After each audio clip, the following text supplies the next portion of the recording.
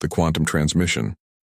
The signal came at 3:17 a.m., when the Atacama's night sky was at its darkest. Dr. Layla Nakamura had been dozing in her chair, her sixth cup of coffee long gone cold beside her terminal. The observatory had been her home for 8 years, ever since the Global Space Initiative had slashed SETI funding and declared the search for extraterrestrial intelligence a romantic notion past its scientific prime. Layla's quantum receiver pinged softly, pulling her from the edge of sleep. The sound was gentle but insistent, like raindrops on a tin roof. She blinked away her exhaustion and pulled herself toward the monitor. "That's impossible," she whispered, watching the patterns form. Quantum entanglement didn't work this way. Signals couldn't be directed across vast distances with such precision. Yet there it was, an unmistakable pattern amid the quantum noise. Not random fluctuations, but a structured sequence repeating every 12 seconds. She reached for her communicator. "Tarek, get in here now." Dr. Tarek Nazari appeared in the doorway minutes later, his research coat hastily thrown over sleep clothes. His eyes widened as she displayed the signal patterns. "Is that what I think it is?" he asked, voice barely audible. "It's artificial, Tarek, and it's coming from somewhere near the Canis Venatici constellation, about 45 light-years away." Layla's hands trembled slightly as she transferred the data to their primary analysis system. The signal contained coordinates, mathematical constants, and something else, a complex data set that seemed to reference neural patterns. After 6 hours of continuous analysis, they'd managed to extract a message fragment. Protocol remains intact. Observation continues. Boundary stability essential. Human neural anomaly contained. "What protocol?" Tarek muttered, rubbing his eyes. "And why mention humans specifically?" Layla shook her head. "I don't know, but we need to be careful about who we tell. Remember what happened to Chen's team at Princeton when they claimed to have found a signal? Their funding disappeared overnight, and Chen ended up teaching high school physics." Tarek nodded grimly. "I'll encrypt this data and send a secure copy to my private server, just in case." 3 days later, Tarek disappeared. Layla arrived at the observatory to find his workstation cleared and a brief resignation letter citing personal reasons as the only explanation. His apartment was empty. Clothes, research materials, everything gone. His private server had been completely wiped. That evening, as Layla was comparing new signal data, she noticed a maintenance van parked outside the observatory. Through her binoculars, she could see it wasn't from any local company. The 2 men inside hadn't moved for hours. Her phone buzzed with a message from an unknown number. "Delete everything. They know. The protocol isn't just a message. It's an agreement. Humanity wasn't supposed to detect it. Meet me at the coordinates embedded in the original transmission. Trust no one from GSI." Layla's heart pounded as she quickly transferred essential data to a quantum encrypted drive. She slipped out through the emergency exit as the men from the van approached the main entrance. Whatever this protocol was, powerful forces wanted it kept secret. As she drove away from the only scientific home she'd known, Layla realized she was now part of something far larger than the search for extraterrestrial life. She had found it, and it had been watching humanity all along. The Boundary Keepers. The coordinates led Layla to an abandoned mining facility in the Bolivian highlands. She parked her rented Jeep behind a weathered storage shed and checked the quantum drive for the 1,000th time. The facility appeared deserted, yet something felt distinctly wrong about the air. It seemed to shimmer around certain areas, as if reality itself was being gently distorted. "Dr. Nakamura." The voice came from behind her. "You've demonstrated remarkable intuition by coming here." Layla spun around. Where there had been empty space seconds ago, a figure now stood. Humanoid in general shape, but with skin that shifted between translucent and opalescent. Its eyes, 3 of them, were arranged in a triangle pattern and glowed with a soft blue light. "My designation is Vexril. I am what your people might call an emissary." The being's mouth didn't move. The words simply appeared in Layla's mind. "Your colleague Tarek is safe, though he has been relocated for his protection." "Who are you protecting him from?" Layla asked, fighting to keep her voice steady. From those who would eliminate witnesses to maintain the protocol. I represent the Boundary Keepers, a collective of civilizations tasked with monitoring developmental boundaries throughout this galactic sector. Vexril gestured, and the air beside them rippled. A three-dimensional star map appeared, with Earth highlighted in pulsing red. Your world has been under a specialized quarantine for approximately 12,000 of your years. This was not done out of malice, but necessity. You see, Dr. Nakamura, human neural architecture is unique. Unique how? Layla asked.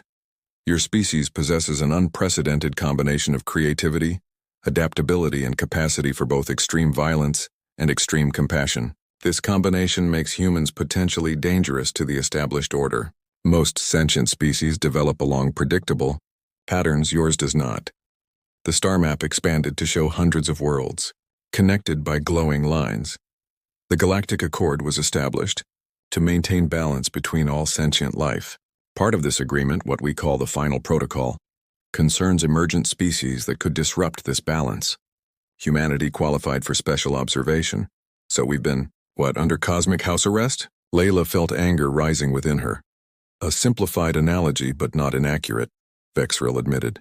The quantum signal you detected was not intended for human interception. It was a routine status update between monitoring stations. A low hum filled the air, and Vexril's form briefly flickered.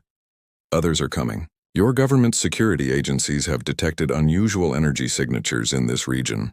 They've been aware of the protocol for decades, though most details have been kept from them. Wait, Layla said, stepping forward. Why tell me this? Why not just make me disappear like you did with Tarek? Vexril's three eyes blinked in sequence. Because the protocol is failing. Certain humans have been working to break the quarantine without understanding the consequences. They believe they're fighting for humanity's freedom to join the galactic community. But they risk triggering a defensive response that could be catastrophic for Earth. The being extended a hand, offering a small crystal device. This contains information about a program called Ascension. Your global space initiative isn't just exploring space. They're attempting to artificially evolve human consciousness to bypass our monitoring systems. And that's bad because the Boundary Keepers will interpret it as an act of aggression, Vexril said. And our defensive protocols are absolute.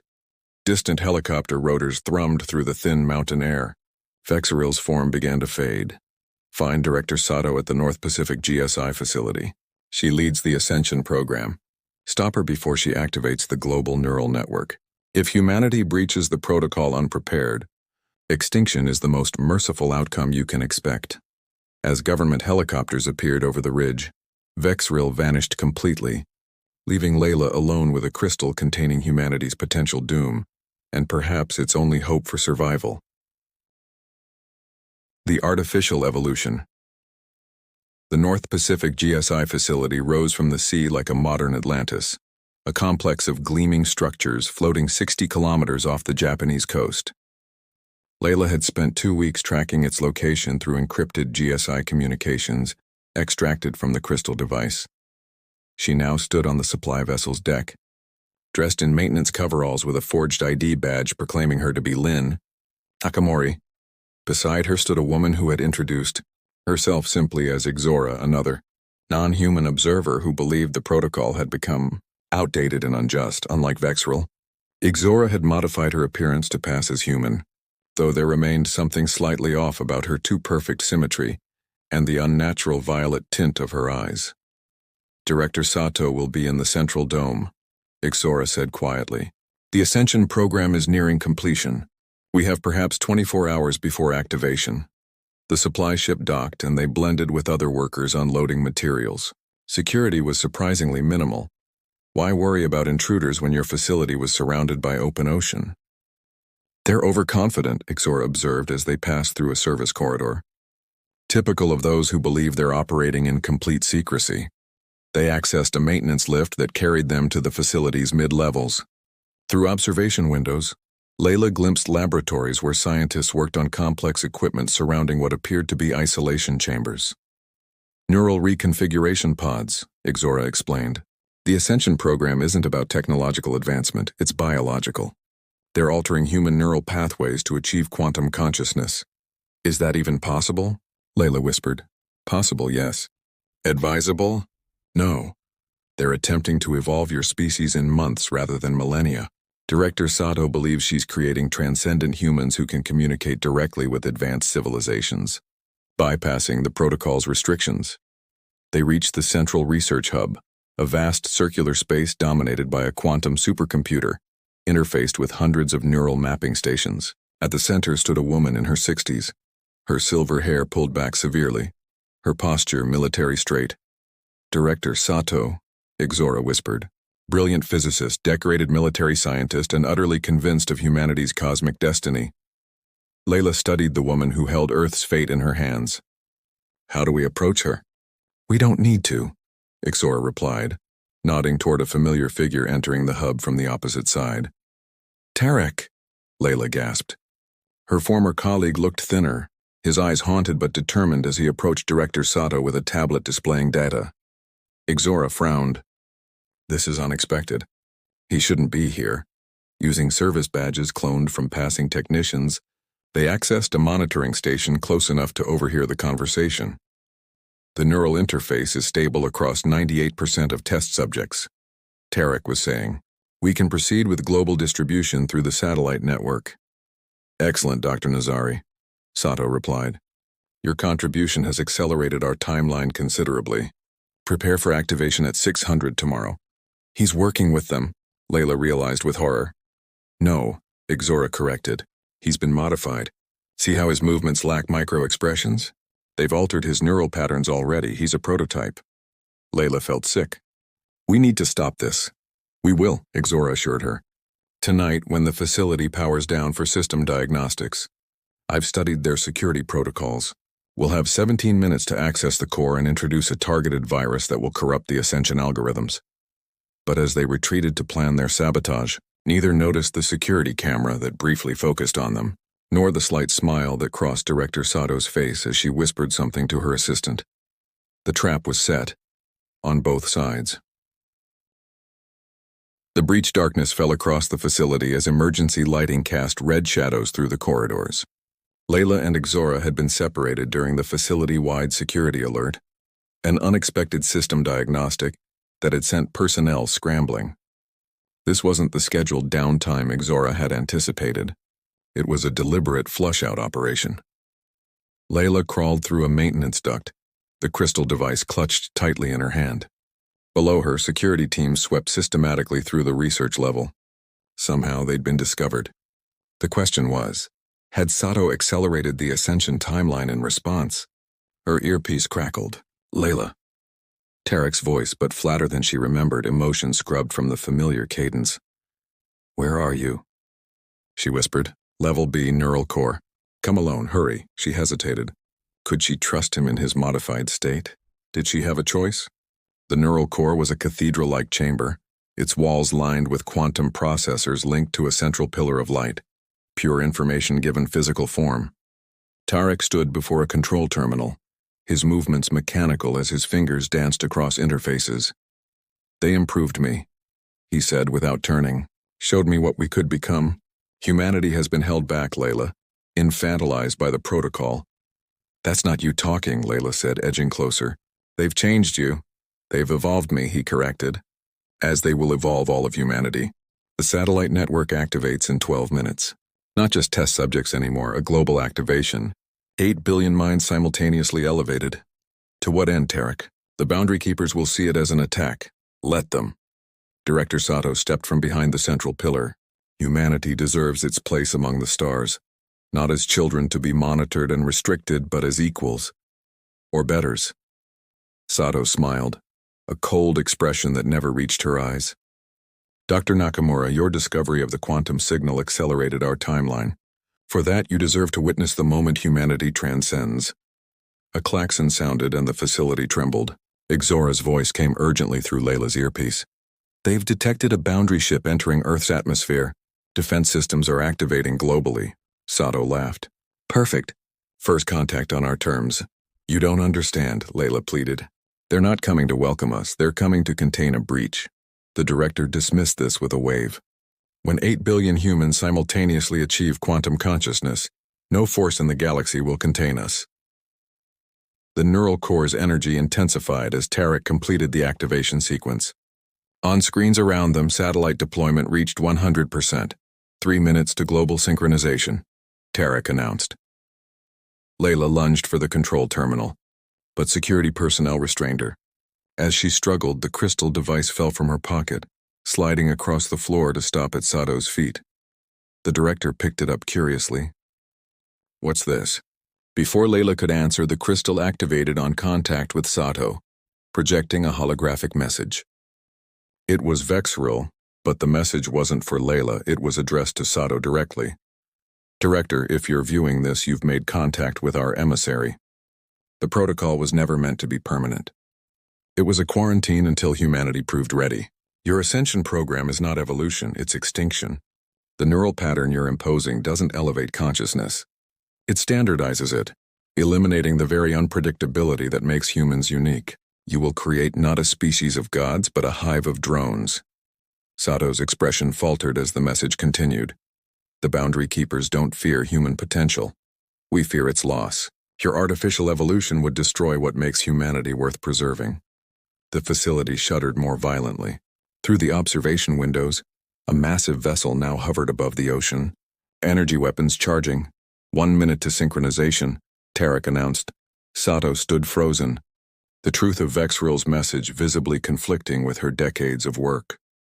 In that moment of hesitation, Ixora burst into the chamber, security personnel collapsing in her wake.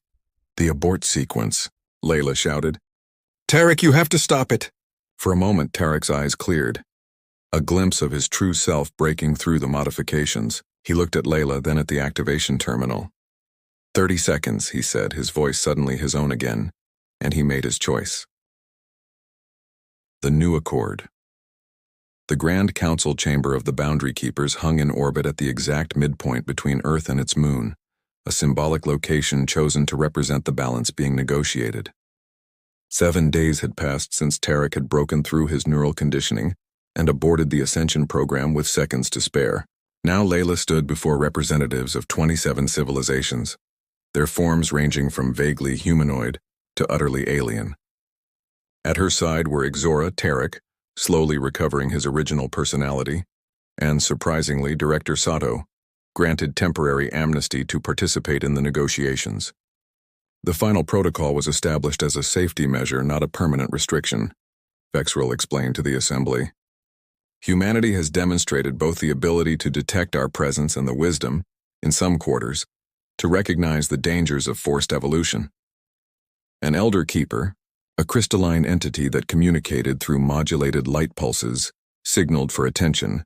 The quarantine exists because human neural structures allow for unpredictable development paths. This unpredictability poses risks to established civilizations. With respect, Layla countered, that unpredictability is also our greatest strength, our capacity for intuitive leaps, for connecting seemingly unrelated concepts, for imagining what has never existed. These are the qualities that could benefit the galactic community, not threaten it. She activated a holographic display showing the quantum signal she had first detected. "I found this not through superior technology, but through persistence and intuition, qualities the protocol sought to contain rather than nurture." Director Sato, humbled by the realization of what her program would have actually accomplished, stepped forward. "I spent my career trying to force humanity's evolution to match what I imagined advanced civilizations to be. I was wrong. Our strength isn't in becoming like you, but in remaining authentically ourselves while learning from you." The council chamber filled with a soft harmonic resonance as the keepers communicated among themselves. Finally, Vexril addressed the assembly again. "We propose a new accord. The quarantine will be gradually lifted, with controlled human expansion permitted within this solar system initially. Earth will become a monitoring and exchange center, where human unpredictability can be studied and channeled constructively. Not a laboratory," Layla objected. "A collaborative space. Equal partners." Vexril's 3 eyes blinked in sequence, what Layla now recognized as their equivalent of a smile. "Equal potential partners. Trust must be earned, Dr. Nakamura, but yes, collaboration rather than observation." The terms were established over the following hours, a gradual integration process spanning decades rather than the instant transformation Sato had envisioned. Human representatives would be trained as intermediaries. Technologies would be shared cautiously, evaluated for their impact on human development. As the council session concluded, Tarek approached Layla. His eyes were clearer now, though still haunted. "What happens to those of us who were modified?" he asked quietly. "You'll be the first bridges," Ixora explained, joining them. "Your neural patterns allow easier communication with non-human consciousness. Not the drones Sato's program would have created, but genuine translators between different ways of thinking." Later, as their shuttle returned to Earth, Layla watched her planet grow larger in the viewport. The swirling blue and white still contained within invisible boundaries, but no longer isolated. "We almost destroyed ourselves trying to break free," she mused. "A very human approach," Ixora noted with newfound respect. "But you also saved yourselves in a very human way, through connection, compassion, and the courage to choose a more difficult path." Below them, night was falling across Asia. In observatories and backyard telescopes, amateur astronomers were documenting unusual stellar activities. Online forums buzzed with theories about the strange lights seen near the moon. Humanity was already sensing the change, asking questions, seeking understanding. The final protocol was ending. Not with the catastrophic breach Vexril had feared, nor with the forced transcendence Sato had planned, but with the first tentative steps toward a genuine place among the cosmic community. It would be messy, complicated, and utterly unpredictable, exactly as it should be for humanity's unique journey to the stars. Retry.